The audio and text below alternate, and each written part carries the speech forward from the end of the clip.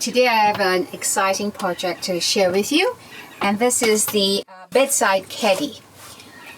It's got several pockets for you to put your stuff like your iPad, iPhone, laptop, a book, pens, whatever you need for the RV. In the past, we didn't have space. As you can see, the RV has limited space, and so we came up with this idea of bedside caddies, but in a vertical form. If you don't have a spot for Velcro, you can obviously stick it as a bedside caddy, as usually done, under the mattress. And this can be in your bedroom as well, where you can stick it under the mattress.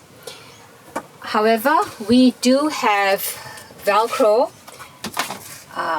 and so we can stick it like that, top and bottom, and it's very secure. It's not going to move anywhere. And the beauty is you can also charge your devices.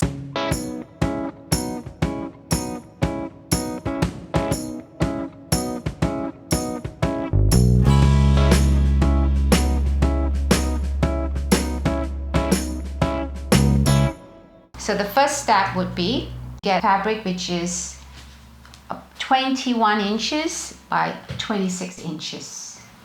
21 inches wide by 26 inches. And you want to put some kind of foam backing so that the fabric will be stiff and will have some body. So I use Pelon fusible foam, and because it's fusible, I just ironed it to the fabric, to the wrong side of the fabric. And then I just drew some lines across, 3-inch lines vertically and horizontally, or you could do diamond shape if you like, so that it'll give a nice touch and a nice finish to get the Pelon affixed to the fabric. You don't have to be too particular about this, because about half of the fabric will be covered by the pockets.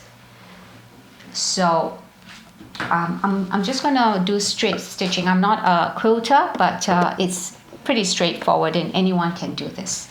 So I'm going to just show you how to do the quilting. And I find it's always good to start in the middle, because it will even out. The creases would be less obvious when you start in the middle. It's been about 6 minutes and the quilting's been done. Essentially it's 3-inch squares, but if you want to go for diamond shape, go ahead, or you want to go for free motion or whatever pattern that your heart desires, go for it. For me, I'm happy with the 3-inch squares, because I like things done fast, and I don't really think that the quilt is going to be making much of a difference, or rather the pattern of the quilt is going to be making much of a difference to this project. Now the other things that you would need are the pockets. So I've got 2 pockets here. So the pockets will obviously need a lining. So the first pocket is the desired size is 11 inches, and I've put some interfacing and I've ironed it on.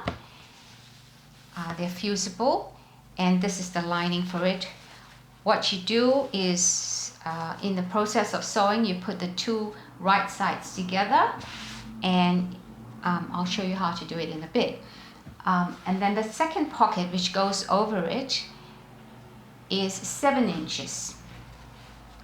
So the end product is going to be looking like this, with section, and then you will section off the pockets, and this part of it will go under the bed, and this part will hang at the side of your bed, and then you can put your iPads and your phones in between.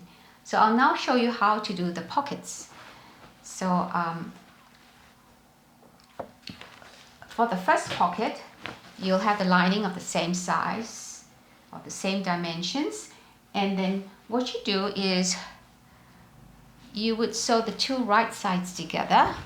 Ideally, you should pin it around to make sure that they're all regular. So I have done quite a few of this, so I'm not going to pin it too much. But yeah, just the sides of it.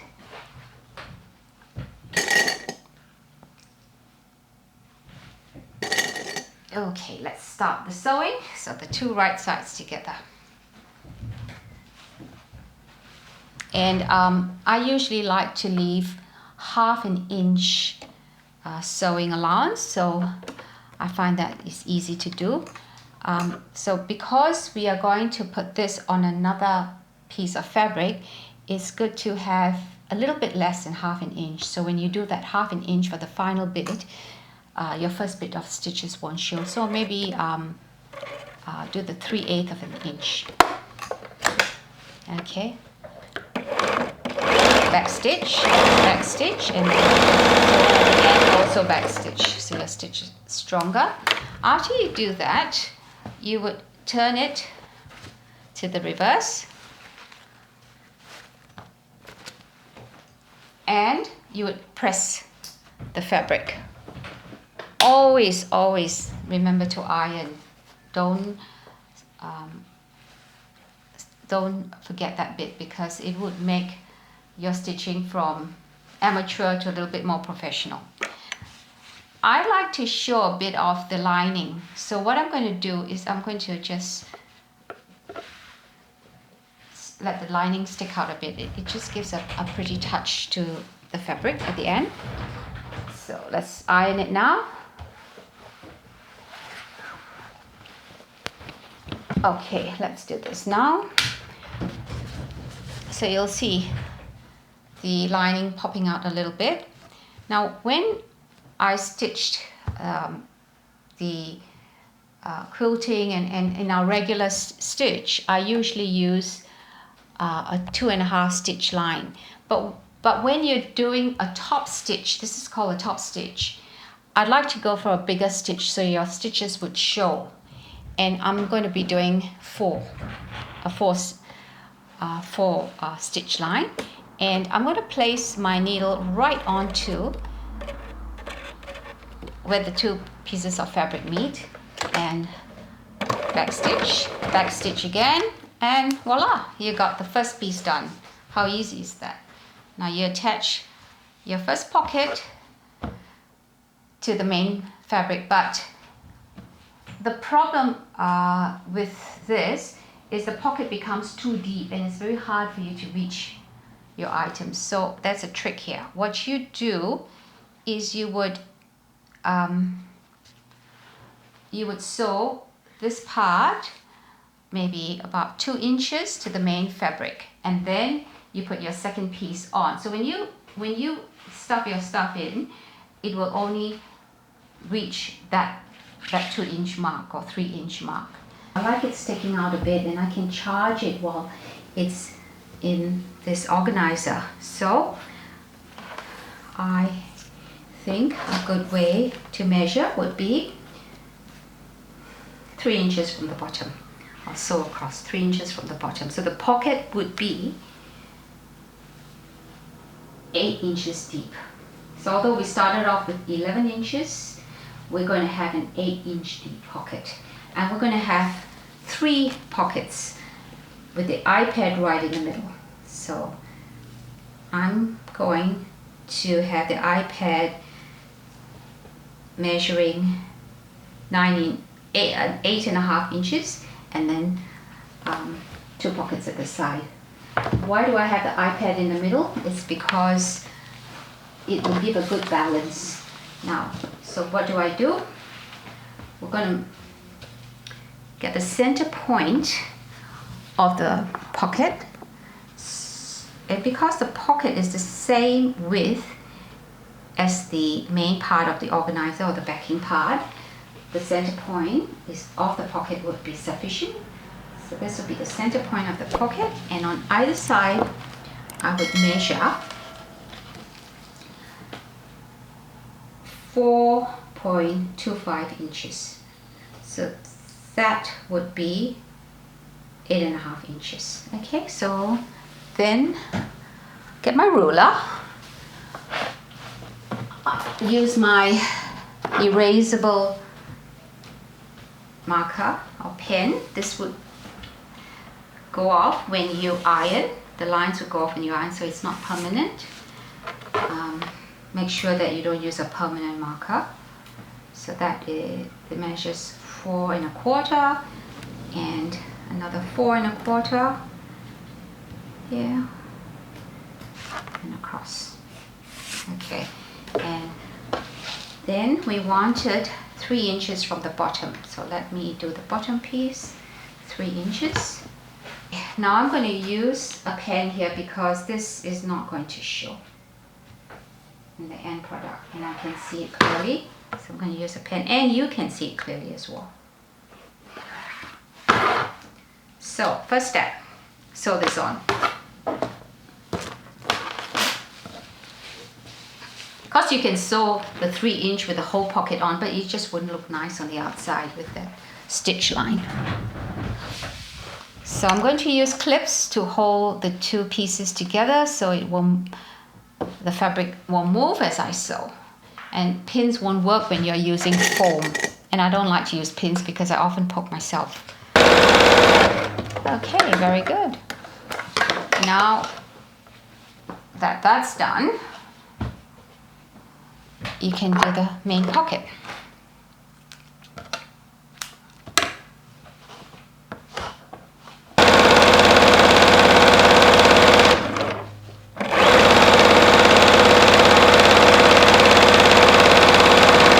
Now, this part is going to be a tension point because whenever you put your things in the pocket, there's a bit of a tension.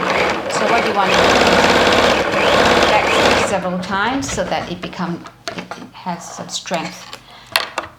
I like to do my pockets from bottom to the top because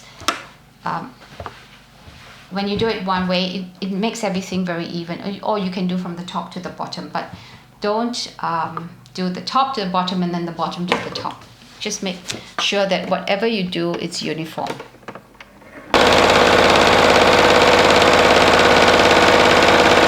Again. Okay.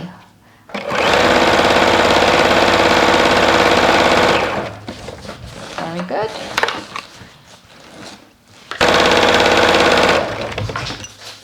Okay, so that's your first pocket done. Now for the second pocket, which goes at the bottom of this. And again, I'm going to do the same steps as I've done before, so I'm not going to actually show you how I do the lining, but it's going to be exactly the same. 2 right sides together, turn it around, and then have a little bit of a lip showing the lining. And I'm going to do the same pocket lines as well, but this time I'm going to put my iPhone in, so I don't want my iPhone to get lost. So I'm going to have I'm again going to measure so that my iPhone will just nicely stick out, and for that I'm going to stitch 2 inches across on the lining fabric and have 4 1/2 inches sticking out because the top of the iPhone will stick out, and at night you can see that. All right, and I'll come back to you after this is done. Always remember to backstitch whatever you do. It gives strength. Isn't it pretty? So again, I am going to do the same thing for the lining so that the pocket is not too deep and the iPhone will fit just nicely. Very good, that's done. Now for the main pocket, everything will align nicely. Again, I am going to start and the same stitch line right down. Okay, the reason for that is if I try to make the pockets different sizes, it's going to affect my main pocket. Okay, and finally the last bit. Okay, so we have completed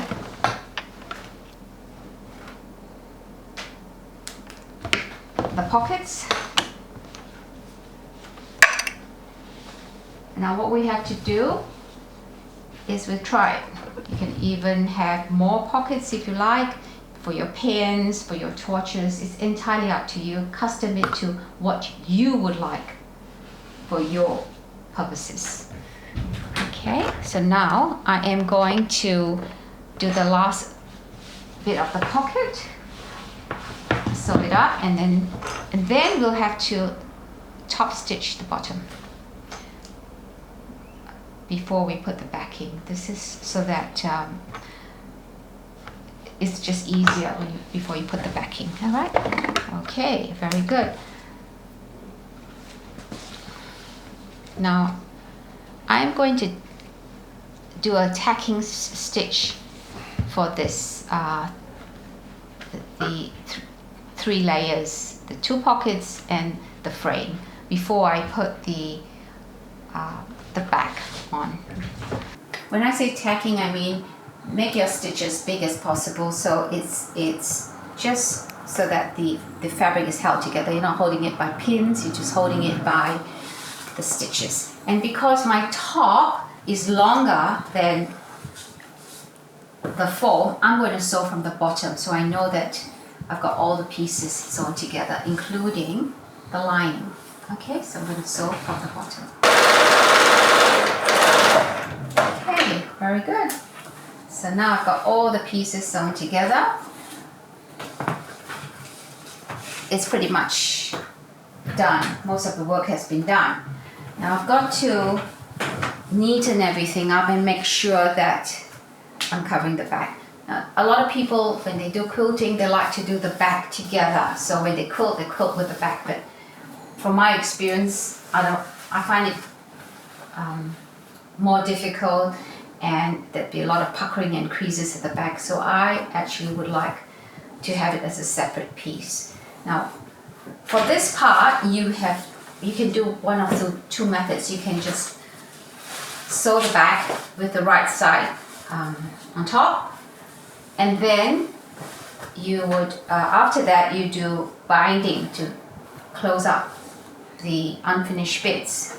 Or you could do another way, which is two right sides together, then leave the top and the bottom unstitched, so you could do your binding on the top and bottom, but you would sew the sides with the lining on, and I'll show you what I mean. The thing about sewing is you always got to be mindful at every step, and that's a good thing, because if you forget something, you have to unpick the stitches and redo again. That's a lot of work, so do it right the first time around. Back stitch again, and across. Now, if your machine cannot handle so many layers, then use a walking foot. I have a walking foot, but I'm not using it today because my machine, being a vintage machine, it tends to be more sturdy and it can hold more layers. So now I'm going to do, so I've finished the sides and I've turned it and I've done the top stitch. Okay, and so we still have two unfinished sides.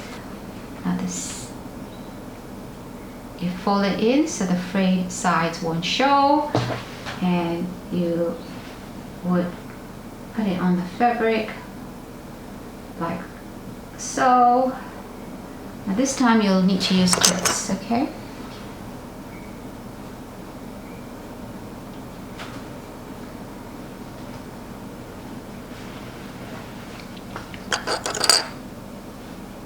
And you clip it around, just the length what I've done is I've stitched it and I've turned it to the reverse and I've pinned it or clipped it. Make it a little bit tight when you clip it so it won't move anywhere. And then I'll give it a stitch line. Again, remember because just now I did some top stitching, so I changed the stitch line or the stitch position. So now I've gone back to 2.5, and I'm going to try to use my same stitch line.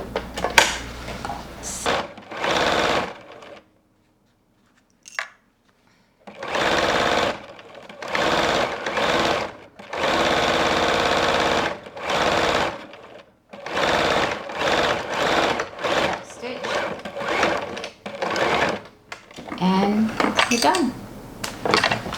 So it's all on the, I've done the top already, so it's done. Now if you're going to put it in the caravan, you might want to use Velcro at the back. You just sew your Velcro on the back, the top and the bottom, and you secure it to the caravan. If you're going to put it under your bed, you just put this part under the mattress. You just put the mattress over that bit and hang this on it.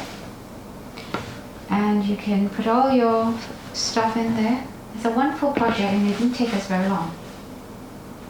Thank you. If you like this, thumbs up and subscribe.